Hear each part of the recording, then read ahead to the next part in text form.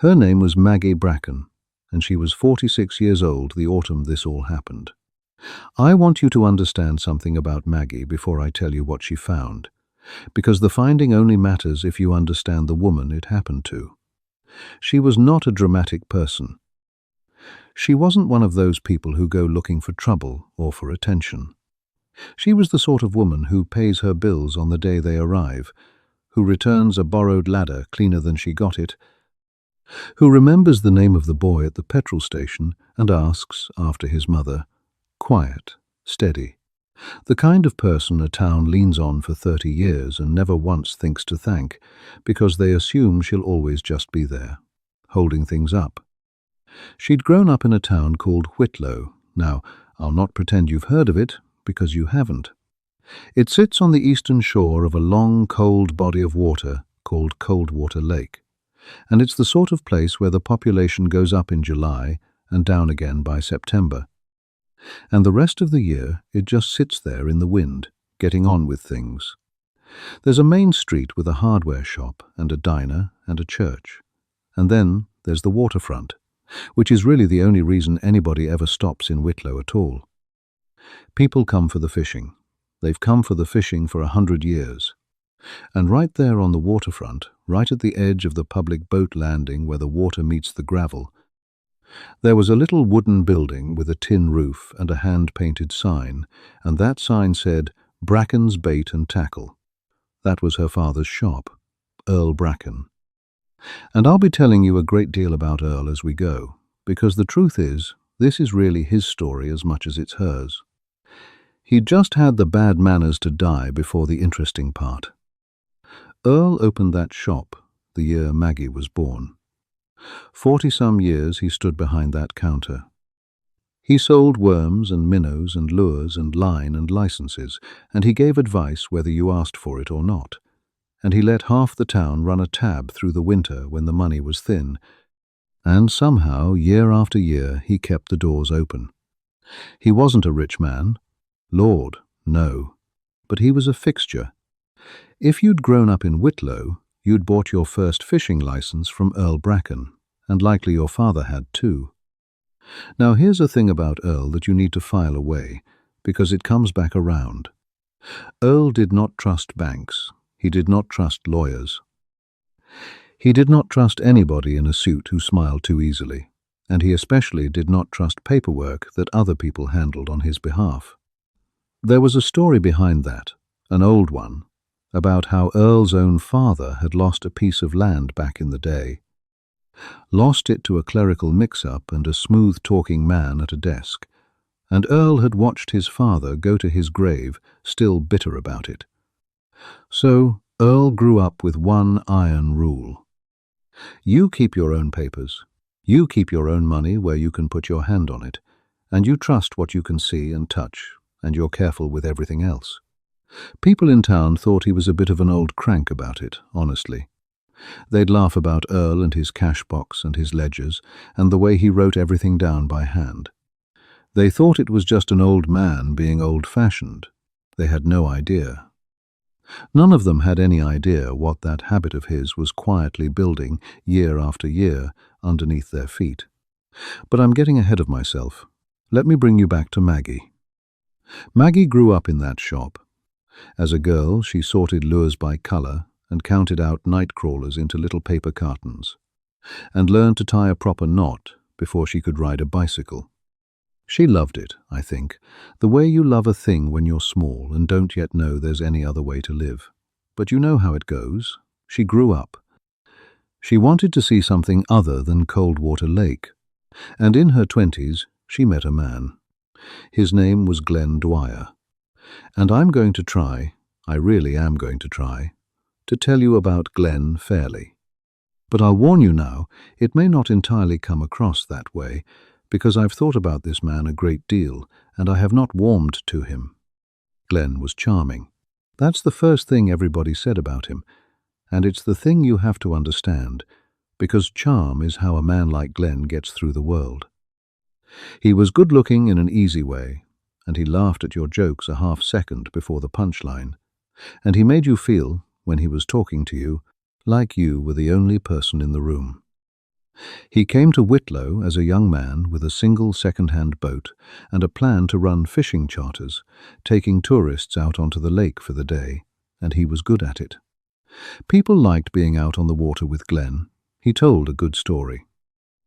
He always knew where the fish were, or he made you believe he did, which on a charter boat is mostly the same thing.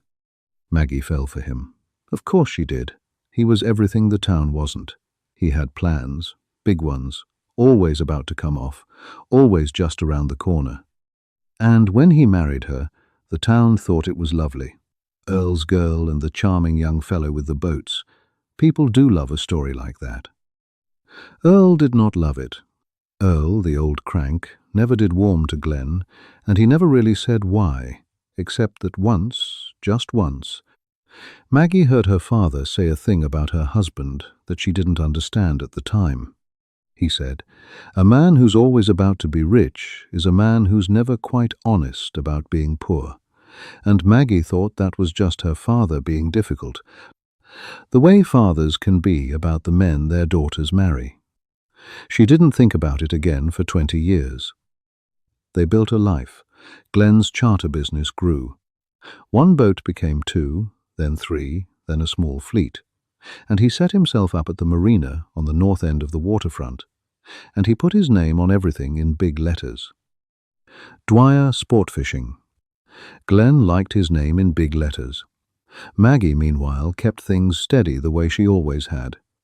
She kept the books for the business. She managed the bookings. She was, if we're honest, the reason any of it actually functioned. Because Glenn was wonderful at standing on the dock, making people laugh, and absolutely hopeless at remembering whether a deposit had cleared. She was the engine, he was the paint. And all that time, down at the other end of the waterfront, Earl kept his little shop going. He was getting older. The fishing wasn't what it had been. The big tackle chain opened a store 40 minutes up the highway, and the tourists started buying their gear there on the way in. And Bracken's slowly went quiet. But Earl kept the doors open. Stubborn, see? He kept that shop open right up until the day he had a heart attack behind the counter, on an ordinary Tuesday in November, with a cup of cold coffee beside the register and his ledger open to that morning's date. Maggie found him. She'd come down to bring him lunch. She was 43 when she lost her father, and she told someone later that the hardest part wasn't the funeral. The hardest part was the silence in that shop afterward. 40 years of him standing in it, and then nothing. The shop came to her in his will. Of course it did. She was his only child. But by then the shop was barely a shop at all.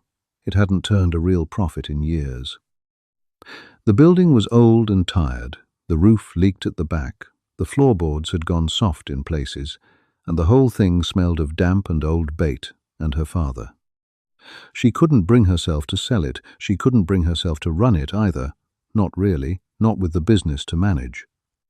So she did what people do. She locked the door, and she kept paying what little needed paying on it, and she told herself she'd deal with it properly someday. The shop sat there, shut, for 3 years. Just sat there by the water, with Earl's name still on the sign, slowly rusting. And during those 3 years, the marriage came apart. I won't take you through all of it, because frankly the details are nobody's business but Maggie's. And a marriage ending is a sad and private thing, even when one of the people in it has behaved like Glenn behaved. But the short of it is this. Glenn had met someone else, younger. He'd been quietly stepping out for the better part of 2 years while Maggie kept his books and managed his bookings and made his business run. And when it finally came out, he didn't even have the decency to be ashamed. He had the cheek to act as though it were somehow the natural order of things, as though a man like him was always going to outgrow a woman like her. So they divorced. And now we come to the part that matters, so listen closely. When 2 people divorce, they have to divide what they own. The house, the savings, the cars, the business. And here is where Glenn showed everybody exactly what he was made of, because Glenn, you'll remember, was charming. And charm, in a man like that, is just a tool he uses to get what he wants while you're still thanking him for the smile. Glenn got himself a good lawyer, a sharp one from the city, the kind of lawyer who treats a divorce like a chess match and a human being like a piece on the board. And this lawyer sat everybody down, and he laid out what he called a fair and generous division of the assets. The boats, he explained, the entire Dwyer sport fishing fleet, the marina slip, the equipment, the business name and the bookings and the goodwill, all of that was, in his words, the product of Glenn's vision and Glenn's labor. That was Glenn's, naturally. It was the only thing in the marriage that made real money, and Glenn was going to keep every last inch of it. And what would Maggie get? Maggie, the lawyer said, with a great show of generosity, as though he were handing her the keys to a palace, Maggie would get the family shop, Bracken's bait and tackle. The old building down by the public landing. That was it. That was the offer. He keeps the fleet that earns a living, the fleet she'd kept running for 20 years, and she gets a shut-up, rotting, leaking building that hadn't made $1 since before her father died. Now, you might be thinking, well, hang on, surely the lawyer has to be fair. Surely a court would see through that. And you'd think so. But here's the clever, nasty little trick of it. On paper, the shop looked like it had value. It was a building, after all, on the waterfront, and waterfront sounds expensive. So the lawyer could stand there and say, "Look how much I'm giving her, a whole commercial building on the lake, while Glenn takes nothing but some used boats." He made it sound like Maggie was getting the better end of it. But Glenn knew, and his lawyer knew, that the shop was worthless, worse than worthless, because of the land. Here's the thing about that strip of waterfront. For as long as anyone could remember, everybody in Whitlow simply assumed that the land along the public landing belonged to the town.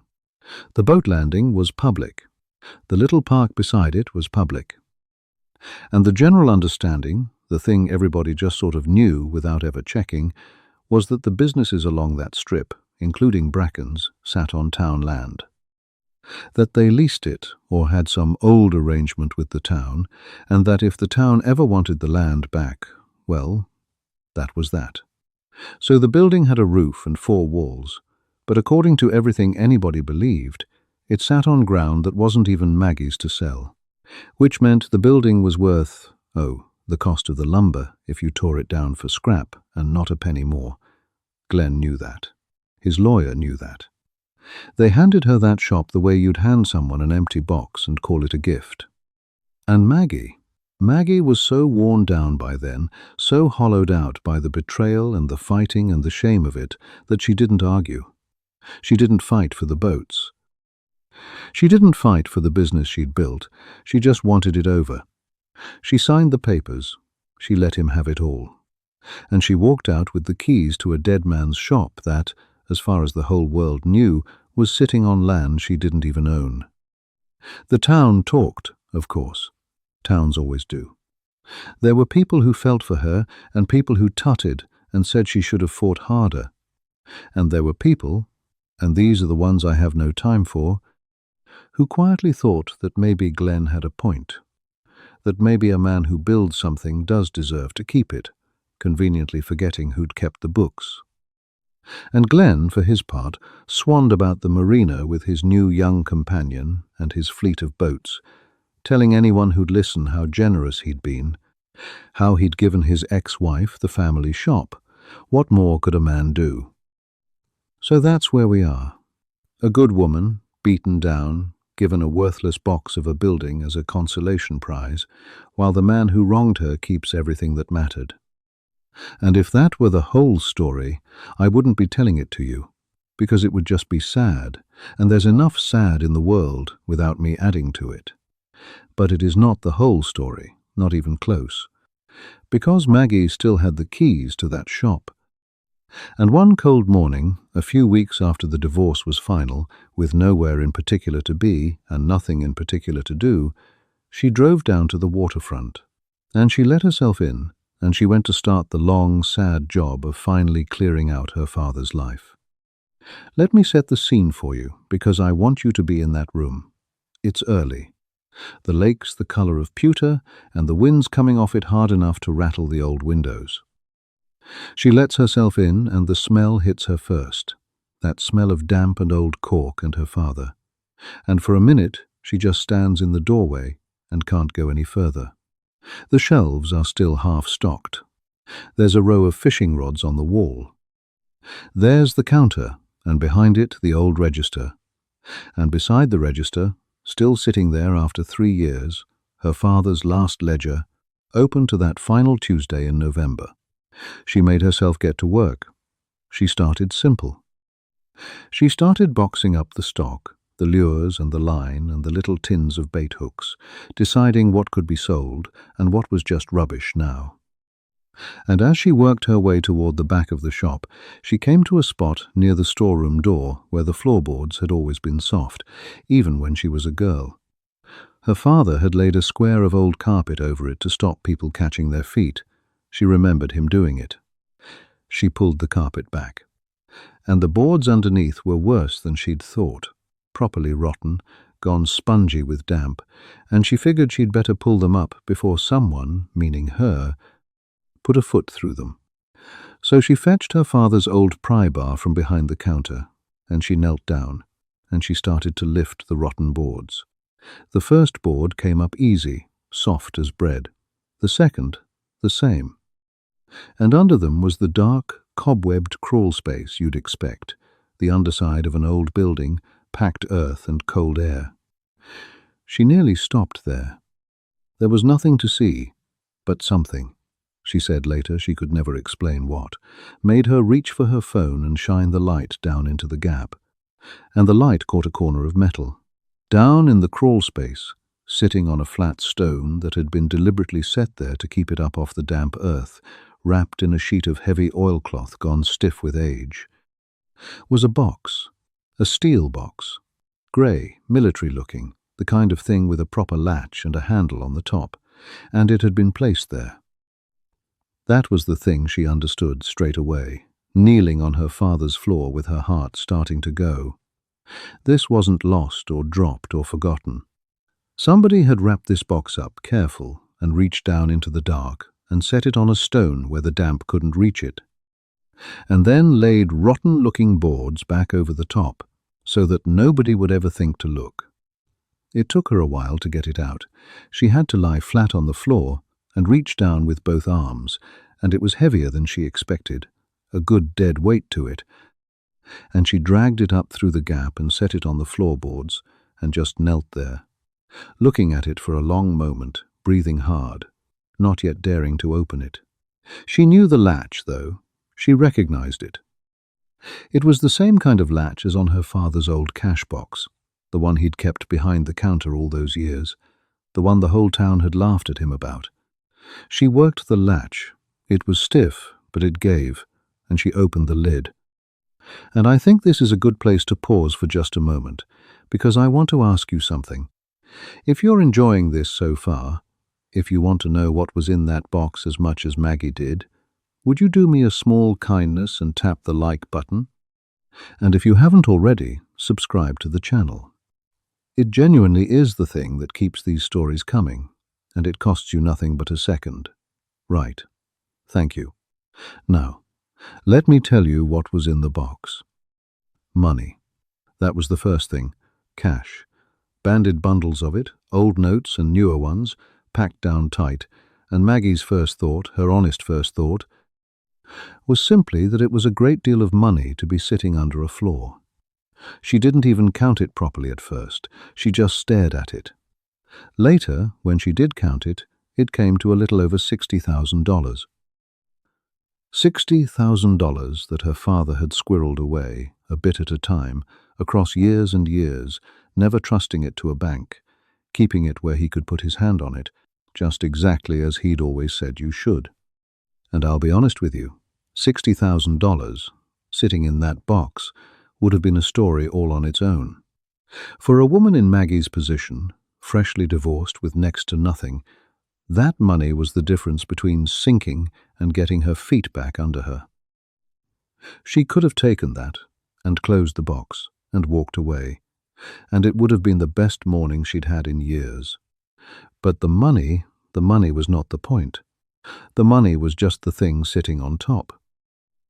Underneath the cash, lying flat in the bottom of that steel box, wrapped in another sheet of oilcloth all of its own, was a thick bundle of papers. And the papers were the proof. She unwrapped them there on the floor, with the cold coming up through her knees, and she went through them one at a time, and the longer she looked, the harder her hands shook, and not from the cold. The first thing she unfolded was a deed. A proper, official, recorded deed, the paper gone soft and yellow at the folds, with a county seal pressed into it, and a date in the corner. And the date on that deed was from a year before Maggie was even born. It was the deed to a parcel of land. And when she made out the description of the parcel, the metes and bounds, the boundaries written out in that old surveyor's language, she realized what she was looking at. It was the deed to the waterfront, to the strip of land along the public landing. The land the whole town assumed belonged to the town. The land Glenn's lawyer had counted as worthless because it wasn't supposed to be hers. It had never belonged to the town at all, not that strip. Earl Bracken had bought it, outright, in full, the year before his daughter was born, back when it was just a stretch of muddy, reedy, good-for-nothing shoreline that nobody else wanted, and the town had been only too glad to be rid of it for almost nothing. He'd bought it. He'd paid for it. He owned it, free and clear, every last foot of that prime waterfront, and the deed in Maggie's shaking hands said so in black and white with the county's own seal on it. But Earl, being Earl, hadn't stopped at the deed. Oh no. Because Earl didn't trust paperwork that other people handled, did he? Earl kept his own papers. And so, underneath the deed was the rest of it. The proof behind the proof. 40 years of it. There were the property tax receipts, every single year. 4 decades of them, in order, each one showing that Earl Bracken had paid the tax on that parcel of land, on time, every year, without fail, from the year he bought it right up until the year he died. Now, you might not think much of a stack of old tax receipts, but I want you to understand why they mattered so enormously, because this is the hinge the whole thing turns on. There's a thing in the law, and it exists nearly everywhere, in one form or another, where if you let your taxes go unpaid long enough, or if you ignore your land and let others use it as their own for years and years, you can lose your claim to it. The land can slip away from you. And the reason everybody in Whitlow assumed that waterfront belonged to the town was precisely because they assumed no private owner had been keeping up his end. But Earl had, every single year, quietly, without a word to anyone. He'd kept the proof of ownership alive, year after year, with nothing but a check and a stamp and that stubborn old habit of keeping his own papers. He'd never let it lapse, not once in 40 years. And there was more still. There was the original survey. There were the old letters between Earl and the county from the year he bought it. There was a handwritten note, in Earl's own careful hand, the very same hand as the ledger by the till, and the note was dated only a few months before he died, and it was addressed to Maggie. She read that note kneeling on the floor of her father's shop, and I'm told she read it 3 times before she could take it in. I won't give you the whole of it, because some things should stay between a father and his daughter even now, but the heart of it was this. Earl wrote that he knew he was getting old, and he knew the shop wasn't worth much anymore as a business, and he knew the world would look at it and see a tired old building on borrowed land. He wrote that he'd always meant to tell her properly, face to face, and he was sorry if he'd left it too long. And then he wrote, and these words she did repeat, because she said she'd carry them the rest of her life, he wrote, "The building is nothing. The land is everything. It's yours, and it's been yours all along, whatever anybody tells you. Don't let a soul talk you out of what's yours. He'd known. You see what he'd done?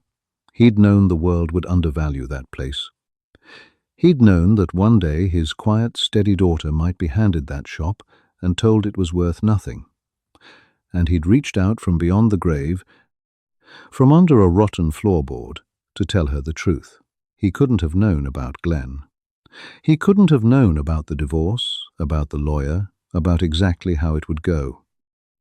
But he knew his daughter, and he knew the world, and he knew that the truth was worth more than anything if you could only put your hand on it. So he'd kept it for her where she could put her hand on it, just like he'd always said. Maggie sat on that floor for a long time. The light moved across the room.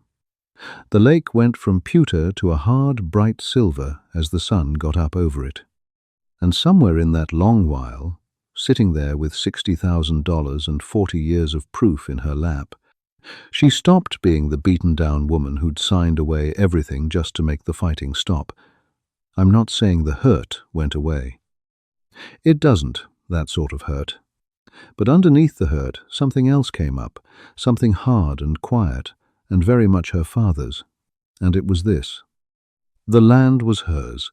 It had always been hers, and Glenn and that smiling lawyer had handed it to her themselves, thinking they were handing her nothing. Oh, I do enjoy this part. I'll be honest with you. I've told this story to myself a dozen times, and I enjoy this part every single time. Now, Maggie was no fool, and she didn't go charging off to crow about it. That wasn't her way, and it wasn't her father's way either. She did exactly what Earl would have done. She got careful. The first thing she did was she took photographs of everything, every page, every receipt, the deed, the note, all of it. Before she so much as moved the box from the shop, then she put the cash and the papers back in the box, and she took the box home, and she did not tell a living soul. The next morning she drove to the county seat, 40 minutes up the highway, to the records office. And she didn't ask any leading questions. She didn't explain herself. She just quietly requested a search of the title on that parcel of waterfront land. Just a citizen looking up a record, the way anyone can. And the clerk pulled it up, and there it was, exactly as the deed in the box had said. The county's own records showed the parcel had been sold to Earl Bracken the year before Maggie was born, and that the title had never been transferred to anyone else, not ever. The taxes were shown as paid, current, right up to the year of Earl's death, and Maggie, as his sole heir, had even, without realizing what she was doing, I've been paying the small annual tax bill on it herself for the 3 years since, along with the other bits and pieces on the shop, never understanding that the line item she'd been paying was tax on the most valuable stretch of shoreline in the county. The clerk, a sensible woman of about 60, looked at the record and looked at Maggie and said, in a careful sort of voice, "You do understand what this parcel is, don't you?" And Maggie said she was beginning to, and the clerk told her she'd want to speak to a lawyer, a good one, soon. So she did. But not one of the smooth city ones. She went to an old fellow in town named Sutter, who'd done her father's will, a slow, dry, honest old solicitor who'd never told a lie or hurried a sentence in his life, and she laid the whole lot out on his desk. And old Sutter went through it, page by page, taking his time, the way he did everything. And when he'd finished, he took off his glasses and rubbed his eyes, and he said something Maggie never forgot. He said, "Your father was the most exasperating client I ever had, and the most right." Sutter explained it to her plainly. The land was hers, beyond any reasonable doubt. The deed was recorded and clean. The chain of title was unbroken. The taxes had never lapsed. There was no claim the town could make on it, because the town had never owned it. They'd sold it to Earl before Maggie was born and simply forgotten they'd done so, the way a whole town can quietly forget a thing over 40 years until it just becomes what everybody knows. And critically, Sutter said, the land was hers and hers alone. It was not marital property to be divided with Glenn. It had never been Glenn's, not for 1 second. It had come down to her from her father, his separate gift to his blood, and the divorce settlement, the very settlement that handed her the worthless shop, had inadvertently confirmed her sole ownership of the building and everything the building sat on. Glenn had signed it himself. Glenn and his clever lawyer had drawn up papers giving Maggie the shop and the land it stood on, believing the land was the town's and therefore that they were giving away nothing. They'd written her name on the most valuable thing in Whitlow with their own pens, laughing as they did it. Now, you'd think that'd be the end of it. The truth's out, the law's on her side, justice is done. But I told you Glenn was charming, and charm doesn't go quietly. There was one more act to come, and it's the act that turns this from a happy accident into something a good deal better. Because, do you remember, I told you the waterfront strip was the only reason anybody ever stopped in Whitlow? Well, somebody else had remembered that too. While Maggie's marriage had been falling apart, a development company from out of state, an outfit called the Renner Group, had been quietly buying up interest along that shore. They had plans, big, glossy plans, a resort marina, a hotel, restaurants, slips for 200 boats, the whole thing. And the keystone of the entire development, the one parcel they absolutely had to have because it sat dead center at the public landing, was the strip of land under Bracken's bait and tackle. The Renner Group had been operating on exactly the same assumption everybody else had. They believed that land was the town's, and they'd been negotiating with the town council to acquire it, expecting to pick it up cheap because, after all, it had a derelict bait shop on it, and the town would surely be glad of the development money. And here is the part that I find, frankly, delicious. Glenn knew about the development, of course he did. Glenn, with his fleet of charter boats, stood to do very, very well out of a brand new 200-slip resort marina arriving on his doorstep. He'd been talking to the Renner people for months. He'd positioned himself to be the anchor charter operator of the new resort. That fleet of boats he'd fought so hard to keep that he'd called the product of his vision and his labor. That fleet was about to become extremely valuable, sitting right next to a glittering new marina. What Glenn had not bothered to find out, because Glenn never bothered to find out the dull, careful paperwork sort of things that was Maggie's job after all, was who actually owned the land in the middle of it. He'd assumed, like everyone, that it was the town's and that it would all sort itself out, and that the rusted shop he'd so generously palmed off on his ex-wife would simply be bulldozed when the time came. So picture it. The Renner Group comes to town, all smiles and brochures, ready to do business. They go to the town council to finalize the purchase of the key parcel. And the council, to its credit, sends them down to the records office to confirm the title before any money changes hands. And the records office, the same sensible clerk of about 60, looks it up and informs the very expensive men from the Renner Group that the parcel they need, the keystone of their entire $50 million resort, is not now and never has been the property of the town of Whitlow. It belongs, free and clear, to a Mrs. Margaret Bracken. I would have given a great deal to see their faces. What followed was, by all accounts, a fortnight of quiet panic at the Renner Group, followed by a very polite, very careful approach to Maggie. They were charming too, the Renner men. It must be a requirement. They came to her with a smile and an offer. A respectable offer for the land, the sort of figure that would have seemed enormous to her a month before. And they were quite sure she'd take it, this small-town divorcee with her rusted shop, grateful for the windfall. And this is the moment, this right here, where the daughter of Earl Bracken showed everybody exactly whose girl she was. She didn't say yes, she didn't say no either.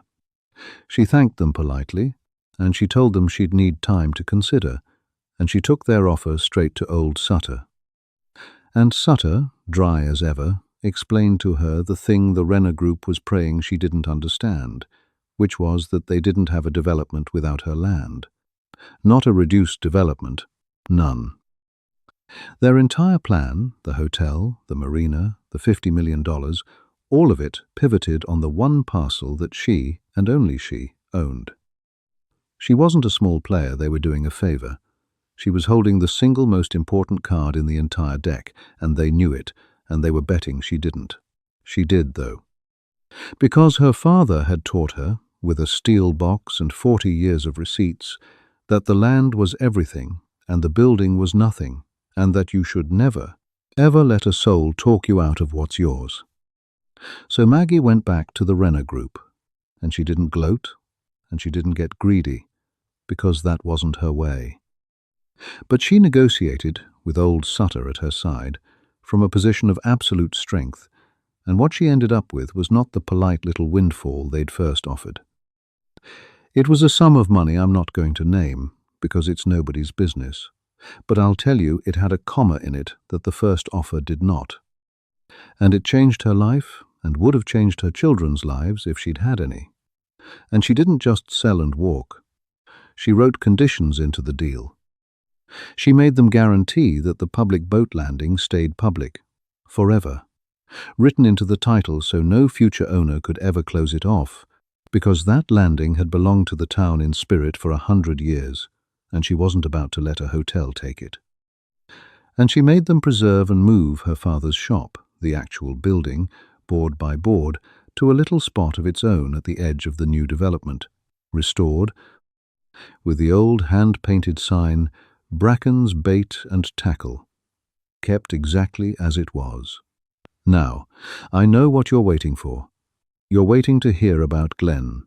I haven't forgotten Glenn.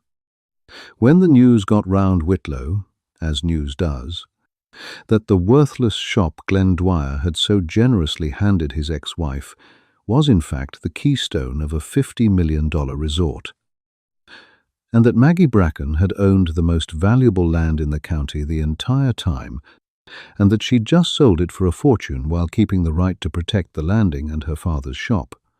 Well, the town enjoyed that. The town enjoyed that enormously. Whitlow had watched Glenn swan about for a year, telling everyone how generous he'd been, and now Whitlow understood the joke, and the joke was on Glenn, and it was a very, very good joke. Glenn, for his part, did what men like Glenn always do. He tried to get a piece of it. He sent his sharp city lawyer after her, claiming that the value of the land should have been disclosed in the divorce, that it was somehow concealed, that he was owed a share. And old Sutter, slow and dry and honest, dismantled that in a single letter because nothing had been concealed. Maggie hadn't known about the box when she signed those papers any more than Glenn had. The difference, the whole difference, was that Glenn had been so busy assuming the land was worthless that he'd written her name on it himself. He'd had the same chance she had to check the title. He simply couldn't be bothered. He'd valued the boats, the things you could stand on a dock and point at, and he'd sneered at the dull, careful, paperwork sort of wealth. Right up until the dull, careful paperwork made his ex-wife a wealthy woman and left him with a fleet of charter boats and a resort marina.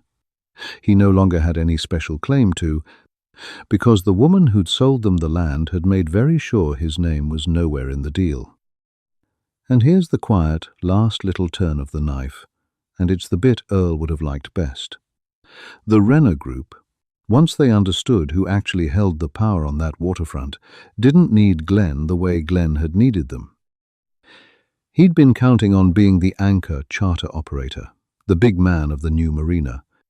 But the resort brought in its own operators, and Glenn, who'd staked everything on charm and on standing next to the right people, found that the right people had moved on. Within 2 years he'd sold the boats, the fleet that he'd fought so hard to keep, the only thing he'd ever really won. Gone. I'm not going to tell you he ended up destitute, because he didn't, and I don't want to lie to you for the sake of a tidy ending. He landed on his feet somewhere else, the way charming men usually do, but he left Whitlow, and the last anybody heard, He was running a single second-hand boat on some other lake, taking tourists out for the day, telling them a good story, always just about to be rich. Which, if you'll forgive me, is exactly where he started, 25 years before, when a quiet girl named Maggie made the mistake of believing the smile. Now, before I tell you what Maggie did with all of it, because that's really the part of this whole story I most want you to hear, let me say this. If you've stayed with me this far, thank you, genuinely.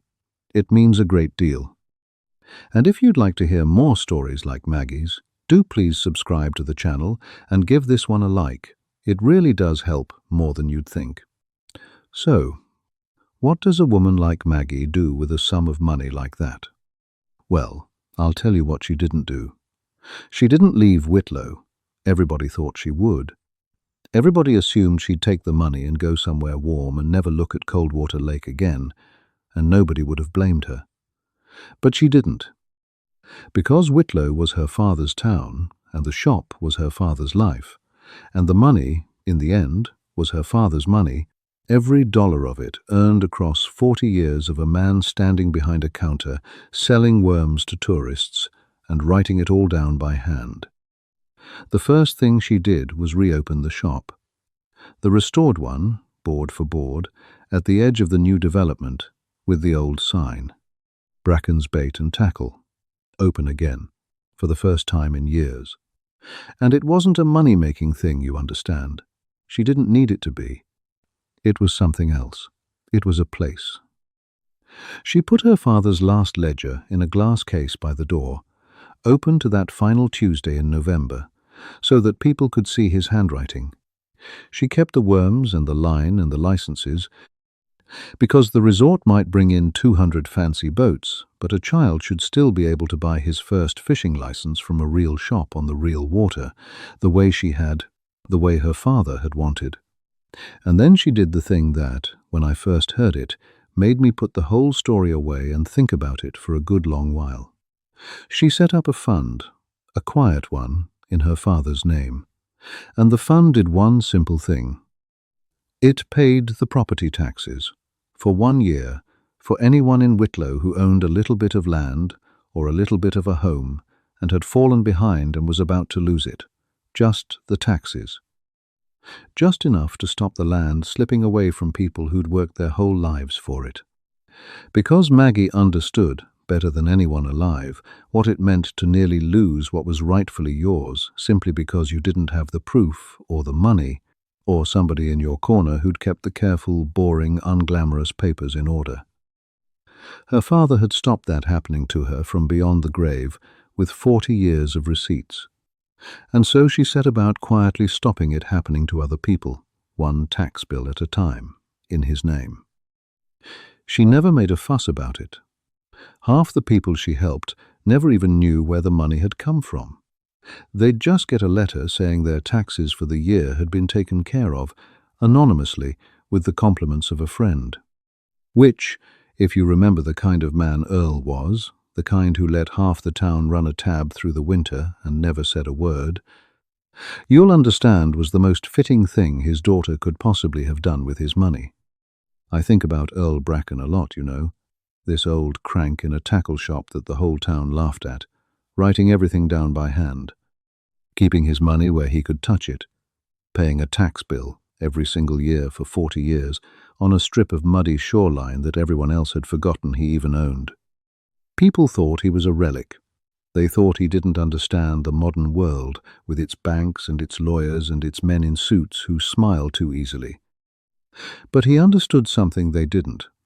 He understood that the world will look at a quiet, steady person and a tired old building and decide they're worth nothing. He understood that the people who shout the loudest about what they've built are very often standing on ground that belongs to someone else. And he understood that the truth, the plain, documented, stubbornly kept truth, will sit there patient as a stone under a floorboard, for years if it has to, waiting for the day it's needed. And it was needed. On a cold autumn morning 3 years after he died, when his daughter, beaten down and given a worthless box of a building as a consolation prize, knelt on his floor and pulled up a rotten board and found 40 years of proof that everything she'd been told was wrong. The building was nothing. The land was everything. It was hers, and it had been hers all along, whatever anybody told her. And she didn't let a single soul talk her out of what was hers. That's the story of Maggie Bracken and her father's tackle shop. Thank you, truly, for listening to the whole of it. It's a long one, I know, and the fact that you stayed to the end means more to me than I can easily say. If it moved you, or if it just kept you company for an hour, I'd be grateful if you'd tap the like button. And if you're not already subscribed to the channel, do consider it, because it's you subscribing that lets me keep sitting down and telling these. And if you'd like to go a step further and help me keep these stories coming with no adverts cutting into them, you can support the channel directly on my Patreon. It's patreon.com/Tatum Stories. That's patreon.com/Tatum Stories. All one word. The folks over there get every story early and ad-free, and they're the reason I'm able to put the time into these that a story like Maggie's deserves. So if that's something you can do, I'd be honored to have you, and if it isn't, then you being here and listening is more than enough, and I mean that. Now, if you'd like to keep listening, YouTube is putting another one of my stories up on your screen right about now. Go and have a look, settle in, and I'll tell you another one. Until then, this has been Arnold Tatum, and this has been Tatum Stories. Take good care of yourselves, and mind you, keep your own papers. Goodbye for now.